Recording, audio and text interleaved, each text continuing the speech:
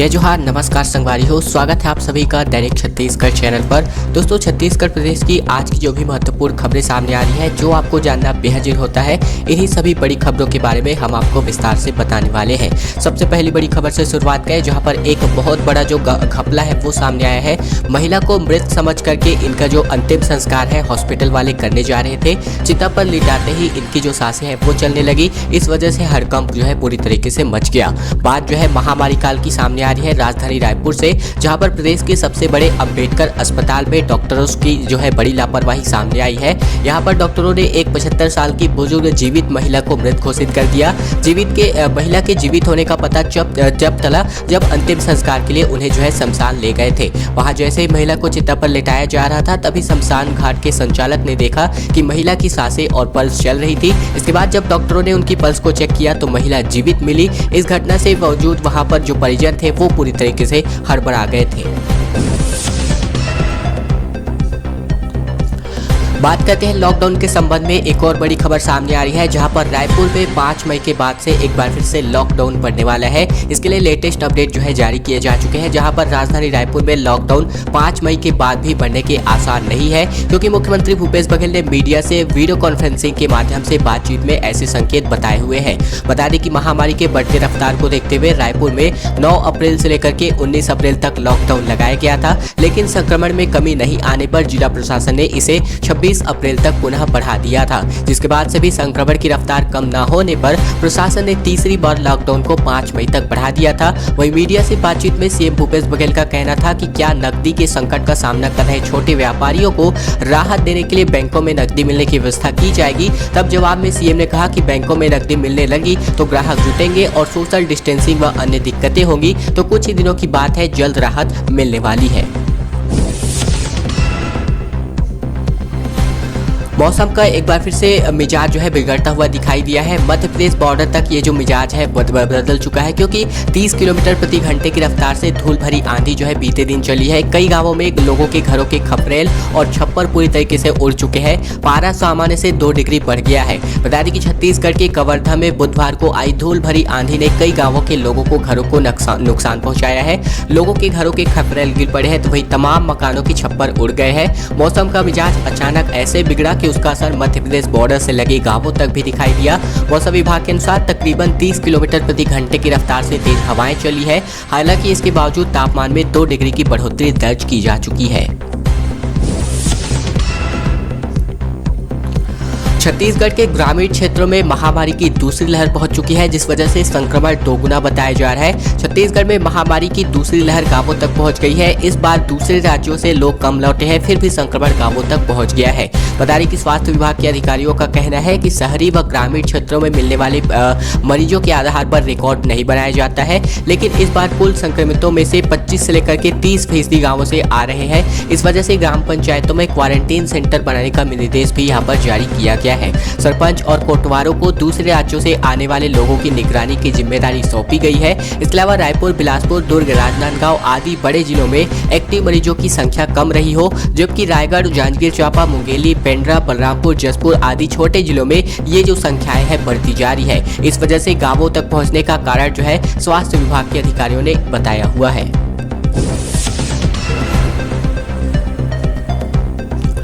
हवाई यात्रियों पर सख्ती 4 मई से बढ़ने जा रही है। महामारी की RT-PCR नेगेटिव रिपोर्ट बिना छत्तीसगढ़ में प्रवेश इन लोगों को नहीं मिलने वाला है। हवाई अड्डे से बाहर ही यहाँ पर ये जो सरकार है इन लोगों को नहीं निकलने देने वाली है। बात करते हैं छत्तीसगढ़ में हवाई यात्रियों के लिए 72 घंटे पहले महामारी का RT-PCR टेस्ट रिपोर्ट कराना अनिवार्य कर दिया गया है। अगर ऐसा कोई यात्री नहीं करता है तो उसे प्रदेश में प्रवेश की इजाजत नहीं होगी। इसके अलावा सुरक्षाकर्मी ऐसे यात्री को हवाई अड्डे से बाहर ही नहीं निकलने देंगे। अभी तक ऐसे लोगों का वही एंटीजन टेस्ट किया जा रहा था। दरअसल विमानन कंपनियों का कहना है कि नेगेटिव रिपोर्ट दिखाकर ही बोर्डिंग पास जो है इनको मिलने वाला है। सामान्य प्रशासन विभाग ने हवाई यात्रियों की महामारी जांच के लिए 23 अप्रैल को जारी आदेश में संशोधन कर दिया है। वीडियो बनाने के चक्कर में एक ग्रामीण की जान जो है चली गई है। गरियाबंद में 17 हाथियों का एक दल पहुंचा हुआ था, जबकि ग्रामीण मोबाइल से रिकॉर्डिंग करते वक्त इन हाथियों के बेहद नजदीक पहुंच गया। एक युवक को कुचल करके मार डालने की खबर यहां पर सामने आई है। बात करें छत्तीसगढ़ के गरियाबंद में जंगल में हाथियों का वीडियो बनाने के चक्कर में एक युवक की जान चली गई है।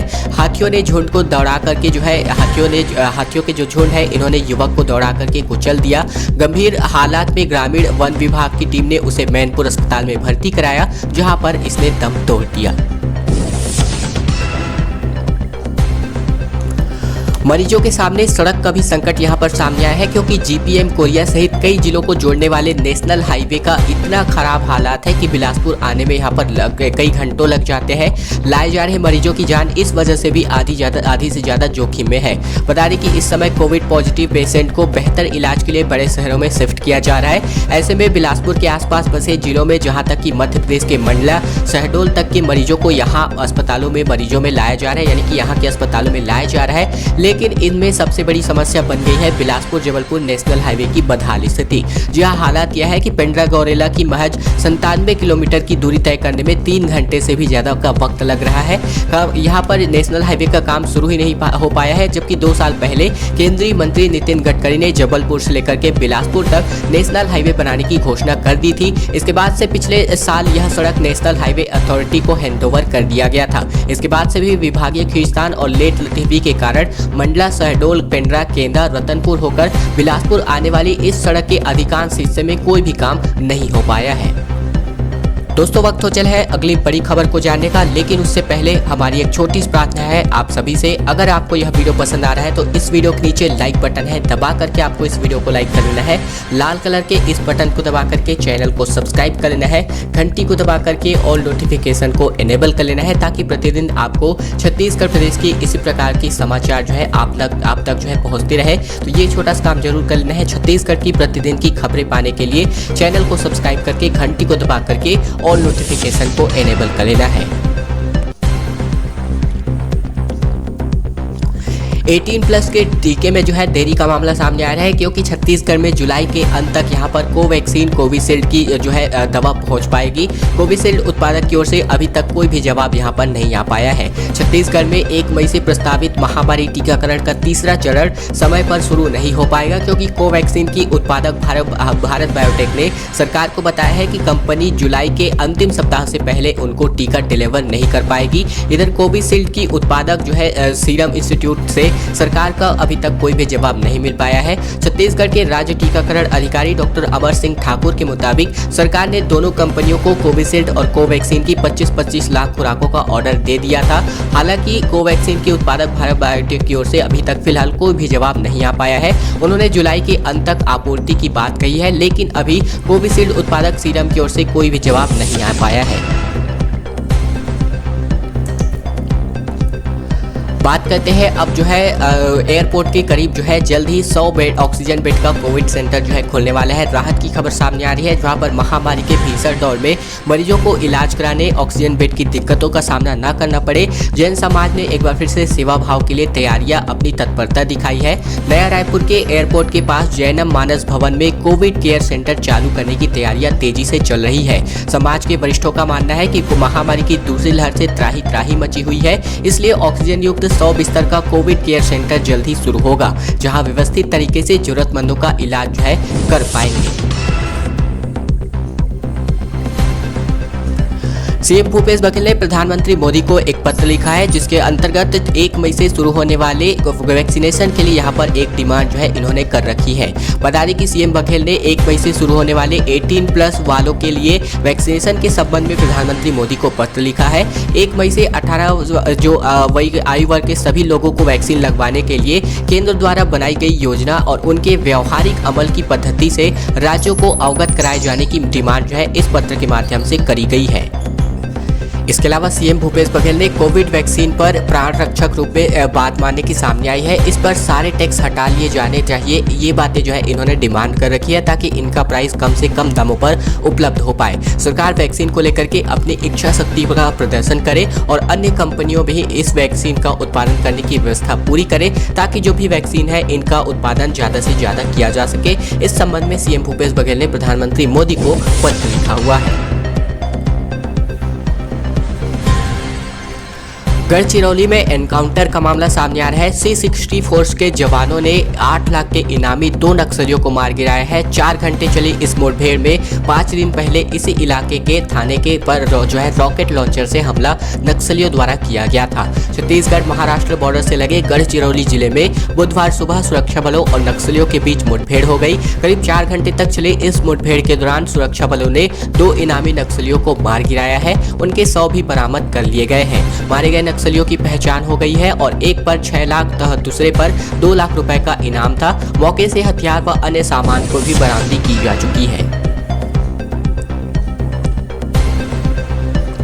छत्तीसगढ़ में महामारी के बारे में बात करूं तो पश्चिम बंगाल से चुनाव ड्यूटी करके लौटे सीआरपीएफ के 8 जवान महामारी पॉजिटिव बताए जा रहे हैं। एक ही दिन में लगभग 14,893 नए मरीजों की पुष्टि हुई है। 246 लोगों की मौत यहां पर बताई जा रही है। खबर आ रही है कि यहां पर पश्चिम बंगाल विधानसभा चुनाव की सुरक्षा ड्यूटी से लौटे छत्तीसगढ़ लौटे जो केंद्रीय रिजर्व बल पुलिस बल के सीआरपीएफ के 8 जवान है ये संक्रमित पाए गए हैं। ये उन 46 जवानों के जत्थे का हिस्सा है जो मंगलवार को बिलासपुर जो है पहुंचा हुआ था। इसके अलावा जोनल स्टेशनों पर इनकी जांच के दौरान जो है उनकी रिपोर्ट पॉजिटिव आई है और इसके बाद से उन्हें सीआरपीएफ के भरनी कैंप में आइसोलेट कर दिया गया है। इन जवानों को मिलाकर के प्रदेश में यहां पर बीते दिन लगभग 14,893 नए मरीजों की पुष्टि की गई थी। दोस्तों आज की खबरों का सिलसिला ही तक का था। वीडियो अगर आपको पसंद आ रहा है तो इस वीडियो के नीचे लाइक बटन है, दबा करके आपको इस वीडियो को लाइक कर देना है। लाल कलर के इस बटन को दबा करके चैनल को सब्सक्राइब कर लेना है। घंटी को दबा करके ऑल नोटिफिकेशन को एनेबल कर लेना है ताकि प्रतिदिन आपको इसी प्रकार की छत्तीसगढ़ की प्रतिदिन की खबरें आप तक सीधे पहुंचती रहे। तो ये छोटा सा काम आप